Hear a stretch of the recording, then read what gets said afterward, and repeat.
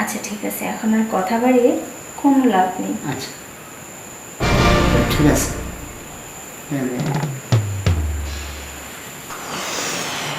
কি হলো, বলছেন কেন?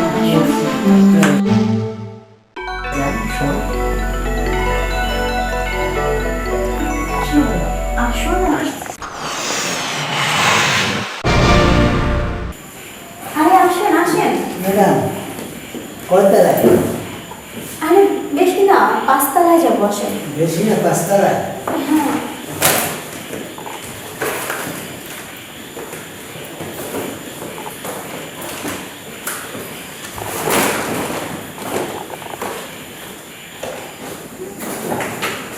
আর কি হলো, আসেন। আসতেছি ম্যাডাম। কয়তলায়? এই তো চলে আসছি 5 তলায়। Is ready madam, is ready. আর চলেই তো আসছি, আসেন না। বুঝলেন না, 5তলায় উঠতে সময় লাগে না? পড়ছি ম্যাডাম, ব্যাগের ওজন, বাজার বোঝেন তো।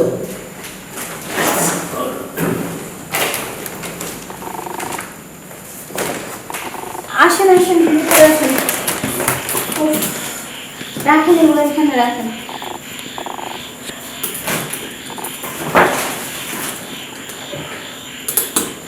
বসেন। বলবো? হ্যাঁ, সেই নিচতলা থেকে 5 তলায় বাজারগুলো নিয়ে আসলেন, কষ্ট হয়েছে না আপনার? হ্যাঁ, একটু কষ্ট তো হয়েছি ম্যাডাম। হ্যাঁ। পানি খাবেন তো? ও আচ্ছা, পানি খাবেন? হ্যাঁ। আচ্ছা বসেন, আমি আসতেছি। সুন্দর বিছানা, সুন্দর সমস্ত। পানি দিয়েছেন? হ্যাঁ।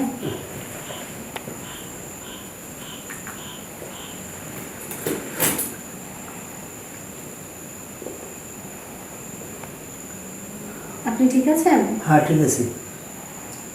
একটু উপরে নিচে থেকে উপরে যেতে কষ্ট হয়ে গেছে তো। হ্যাঁ হ্যাঁ, 5 তলা তো। হ্যাঁ।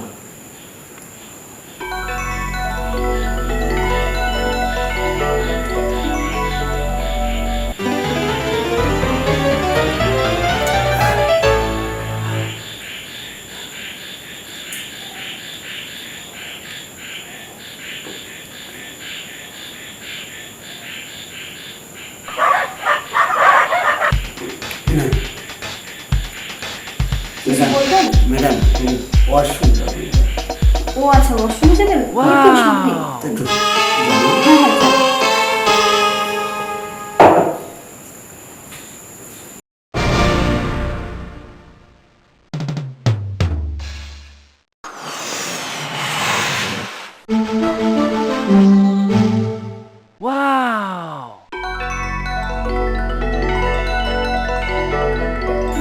আচ্ছা যাই হোক, আমি বরং বাজারগুলো রান্না করে রেখে আসি।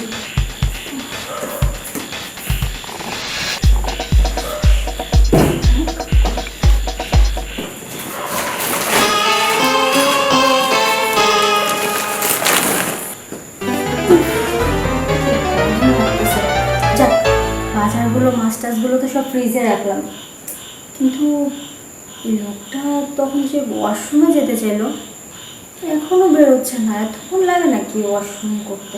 আর সিঁড়ির মধ্যেও দেখলাম কয়েকবার কেমন করে যেন নিঃশ্বাস ছাড়ছিল। আবার মাথাগুলো পড়ে টরে গেল না তো, তাহলে তো আবার আরেক বিপদ। আমি বরং যে গিয়ে দেখে আসি তো। এ কি, ওয়াশরুমের দরজা খোলা, লোকটা কোথায়?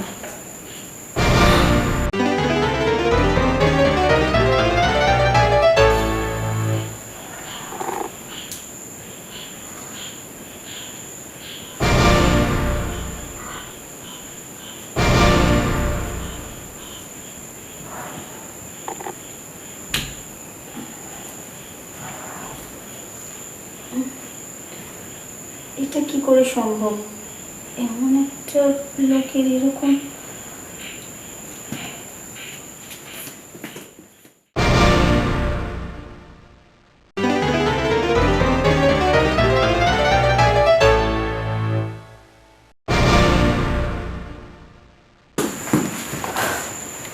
বাবা, এটা কি করে সম্ভব? এরকম একটা বৃদ্ধ বয়স্ক রিক্সাওয়ালার এত বড় আর এত মোটা এমনও হয়, আমি তো আগে কখনো দেখিনি। এখন তো ওনাকে দেখার পর থেকে আমার গা কেমন ছমছম করছে, কিছুই যেন ভালো লাগতেছে না। এ কি লোকটা মনে হয় বের হলো।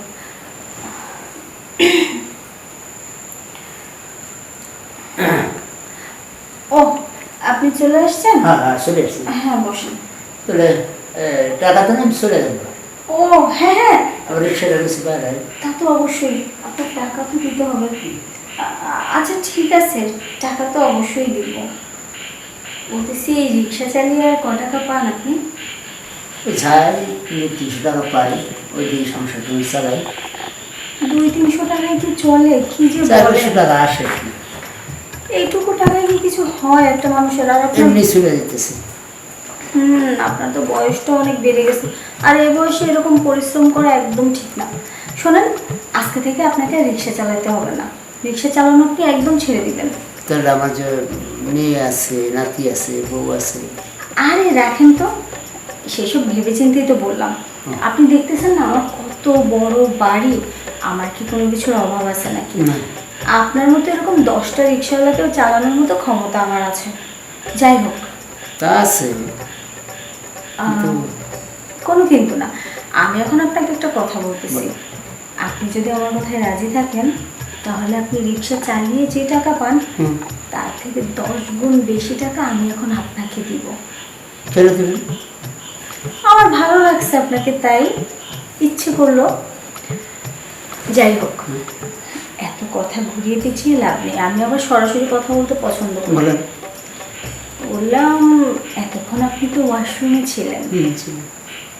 আমি যে জিনিসটা দেখেছি সেটা দেখার পর থেকে এখন আমার আর কিছুই ভালো লাগতেছে না।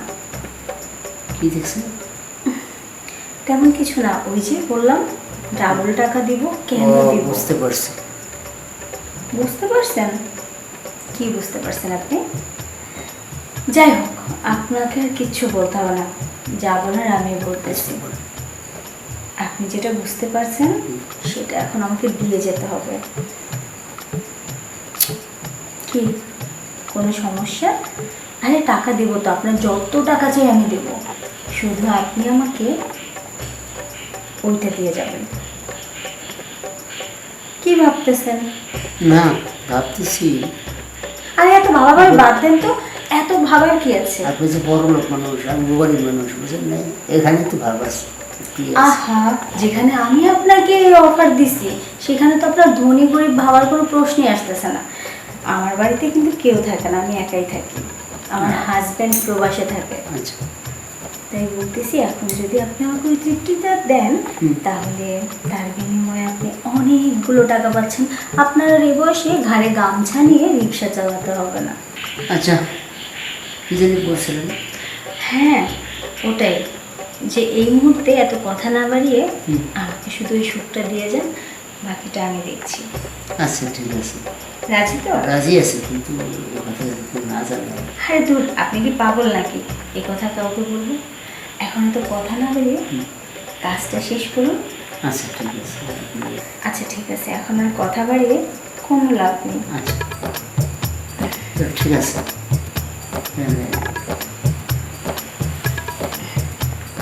কি হলো, উঠছেন কেন? আসুন। আপনার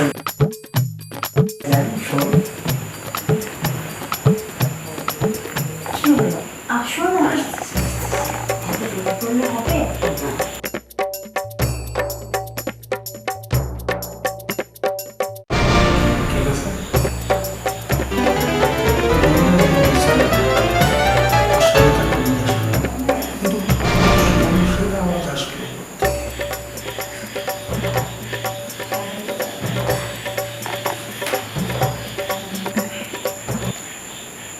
আপনার মতো একটা এই বৃদ্ধ রিক্সাওয়ালা আমাকে যে সুখ আর শান্তিটা দিচ্ছে, এটা তো আমি আমার হাজব্যান্ডের কাছেও এই 2 বছরে কখনো পাইনি।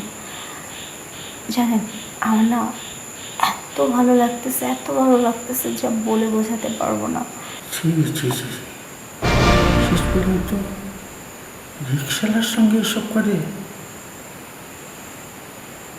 রুচি ওদের, আমার ভাবতেও তো অবাক হচ্ছে। লজ্জা সরম বলতে কিছু নেই। আর এই মহিলার আমি ভাড়া দিছি না?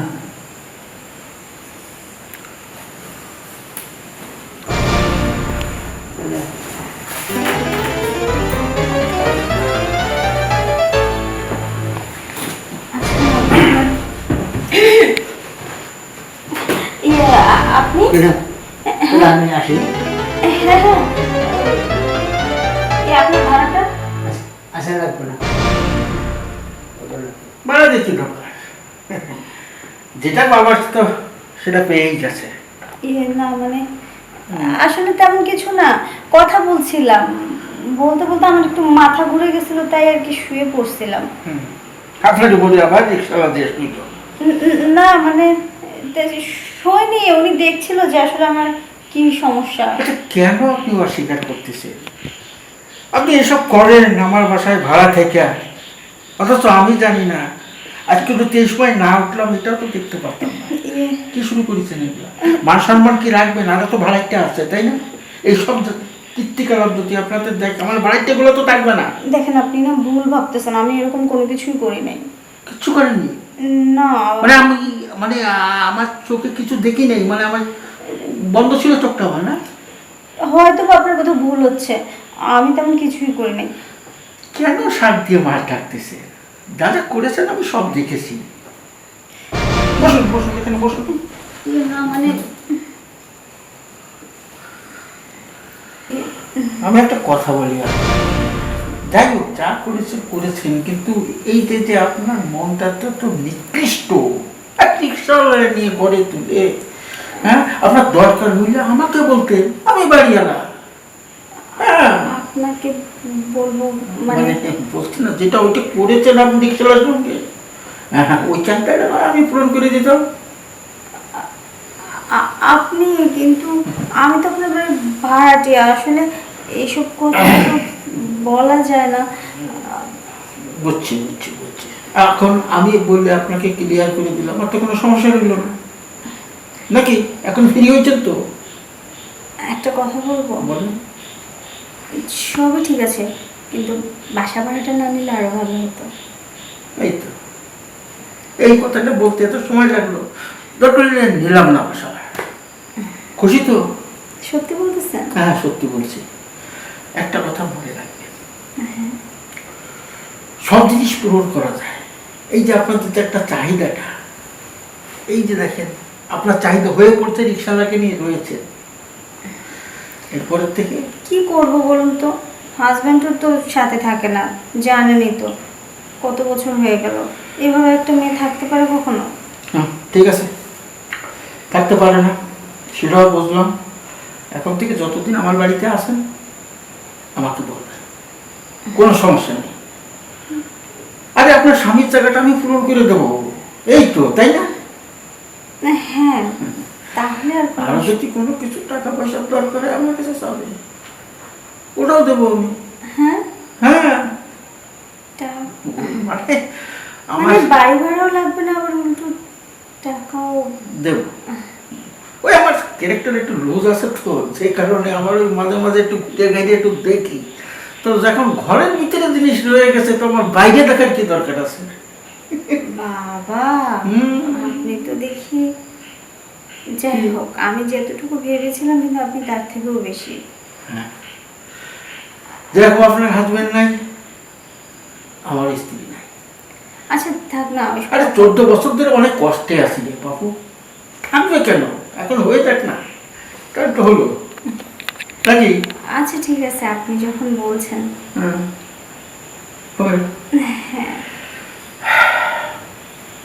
নাই সমস্যা নাই, আমার ঘরে আর কেউ নাই, রিক্সাটা তো চলে গেছে। হ্যাঁ ওই এখন যখন যেহেতু এসেই পড়েছি, না মানে বলছিলাম যে এইমাত্র তো রিক্সাওয়ালা উনি আসছিল, তো আমি একটু একেবারে যাইয়ে ফ্রেশ হয়ে নেই, আমিও যাইয়ে ফ্রেশ ট্রেশ হইয়া আসতে পেলাম না, এখানেই থেকে দেবো। আমার রুমে? হ্যাঁ, কারণ কোনো অসুবিধা আছে? না না অসুবিধা না, আমি তো অবাক হয়ে গেলাম। অবাক আর কি আছে, আমি তো হয়ে গেল। একেবারে যোগে যোগে মিলে গেল না। হ্যাঁ তাই তো। ঠিক আছে, এখন ওই ঠাপটা দিয়ে যাই ফিরে শুয়ে আসি নাকি?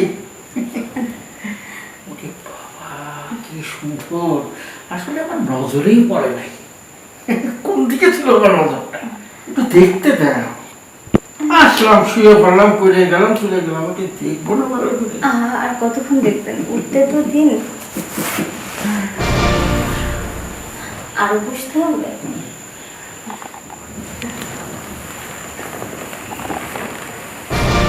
আর দেখতে হবে? দেখতে হবে না?